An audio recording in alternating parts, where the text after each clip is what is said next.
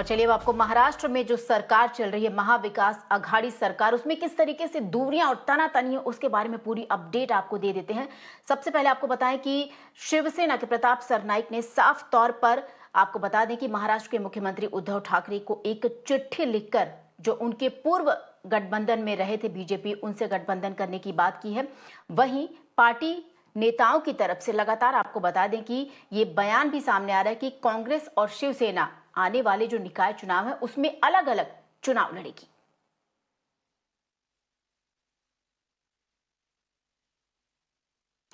वहीं अब आपको बता देते हैं कि शिवसेना विधायक प्रताप सरनाईक ने क्या कुछ इस जो चिट्ठी उन्होंने लिखी है मुख्यमंत्री उद्धव ठाकरे को, उसमें क्या कुछ उन्होंने लिखा है। साफ तौर पर उन्होंने ये लिखा है कि चिट्ठी में प्रताप सरनाईक ने ये बात सामने कही कि एनसीपी और कांग्रेस लगातार शिवसेना को कमजोर करने की कोशिश कर रहे हैं। ये एक बड़ा बयान है, जो बड़ी लिखी हुई बातें जो चिट्ठी में लिखी गई है कि दोनों ही पार्टियां शिवसेना को जो है वो कमजोर कर रही हैं। चिट्ठी में उन्होंने ये भी लिखा है कि बीजेपी के साथ रिश्ते सुधारने में पार्टी कार्यकर्ताओं और उनके केंद्रीय एजेंसियों का क्रैकडाउन रुक जाएगा।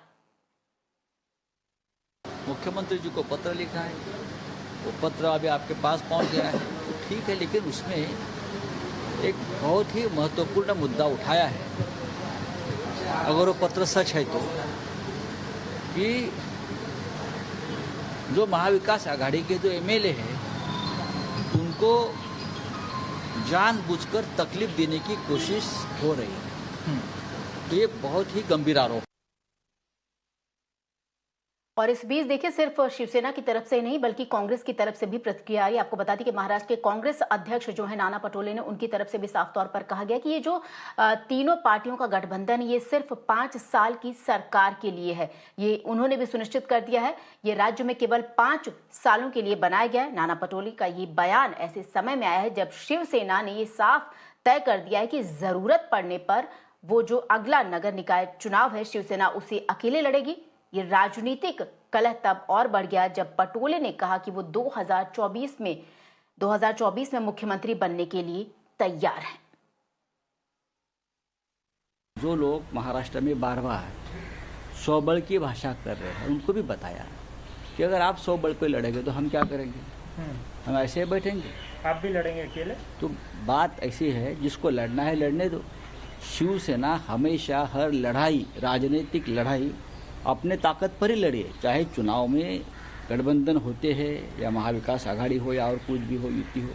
लेकिन लड़ाई जो होती है वो अपने ताकत पर लड़ी जाती है, चाहे गठबंधन में हो या न हो। हमारी ताकत है, हम किसी भी विषय पर राजनीति जो महाराष्ट्र की अस्मिता का हो, शिवसेना के अस्तित्व का हो, अगर हमें लढना है तो हम लढेंगे। आमच्या नेत्या सोनियाजी गांधींनी जेव्हा हे सरकार निर्माण करत असताना त्यावेळेस एकच भूमिका मांडली की आम्ही भाजपला थांबवण्यासाठी या सरकारमध्ये सामील झालेलो आहोत। म्हणजे आम्ही परमनंट आहोत असं काही उल्लेख नव्हताच त्याच्यामध्ये। काँग्रेस 5 वर्ष उद्धव ठाकरे साहेबांच्या सोबत पूर्ण ताकदीनिशी आहे। काँग्रेसकडून कुठलाही प्रॉब्लेम होणार नाही याची ग्वाही आमच्या नेत्या सोनियाजींनी दिलेली आहे। महाराष्ट्र काँग्रेसचा अध्यक्ष म्हणून आमची भी भूमिका तीच आहे। और महाविकास आघाड़ी सरकार के इस खींचातानी से संबंधित और ज्यादा जानकारी देने के लिए हमारे सहयोगी मयूरेश इस वक्त हमारे साथ जुड़े, ज्यादा अपडेट लेकर। मयूरेश, जब सरकार बनी थी, तीनों पार्टियां मिली थी, तब अपनी ताकत किस तरीके से, हमारी ताकत की बात की जा रही थी, लेकिन अब अगर देखें तो यहां पर सभी पार्टियां अपनी अपनी ताकत की बात कर रही हैं, अपनी अपनी जोर आजमाइश की बात कर रही हैं कि अगला जो नगर निकाय चुनाव होगा उसमें वो अकेले लड़ेंगी।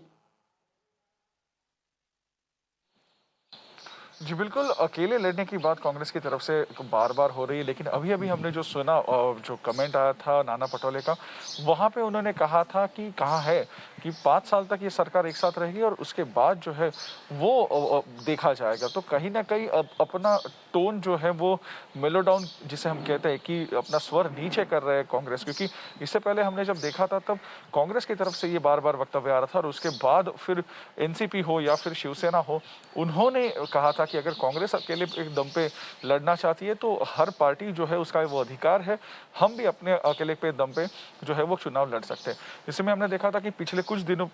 दिनों पहले संजय राउत जो शिवसेना के नेता है, उन्होंने ये भी कहा था कि अगर कांग्रेस अकेले जा सकती है तो शिवसेना और एनसीपी जो है एक फॉर्मल अलायंस कर सकते हैं आगे आने वाले चुनाव को देखे। लेकिन ये कल जो खत आया लिखा गया या कल जो खत मीडिया के सामने आया प्रताप सरनाईक ने लिखा हुआ, इससे साफ तौर से एक बात तो जाहिर है कि कांग्रेस शिवसेना एनसीपी के बीच दरार तो है, लेकिन कहीं ना कहीं शिवसेना के बीच भी दो गुट है जो चाहते हैं, एक गुट चाहता है कि फिर से एक बार भाजपा के साथ जो है वो हाथ मिलाया जाए, क्योंकि प्रताप सरनाईक ने अपने खत में ये साफ तौर पर लिखा है कि अगर हम भाजपा के साथ हाथ मिलाते हैं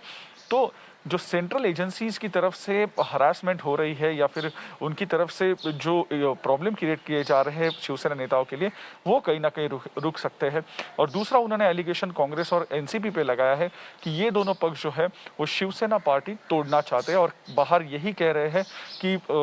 शिवसेना का सीएम जो बना है यानी उद्धव ठाकरे जो सीएम बने हैं वो उसका पूरा क्रेडिट कांग्रेस और एनसीपी ले रहे हैं।